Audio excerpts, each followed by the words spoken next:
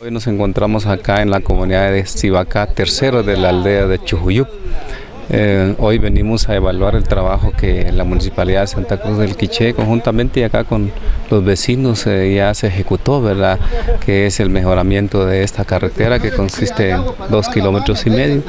Es una gestión que los comités de este lugar pues lo hicieron con anterioridad y hoy pues venimos a evaluar de que es cierto la carretera ya está terminada y nosotros como Municipalidad de Santa Cruz del Quiché pues estamos haciendo entrega de una obra más, ¿verdad? Ya que la comunidad lo necesita, ¿verdad? El acceso es muy importante para ellos, para cualquier emergencia, ¿verdad? Entonces hoy pues ellos están muy agradecidos con la municipalidad, de igual manera nosotros con ellos, ya que también los comités de este lugar han podido guiar a la comunidad para poder hacer las gestiones y de esta manera terminar ya con ese proyecto. Agradecido con Dios y también a la corporación municipal, muy importante porque es centro de la comunidad y lo necesitamos, el mantenimiento, y para que de eso que estamos luchando sobre el puente, que nos construye nuestro puente para que sean transportados de otras comunidades, como por ejemplo Chinique a Chujuyup, Chujuyup a Chinique.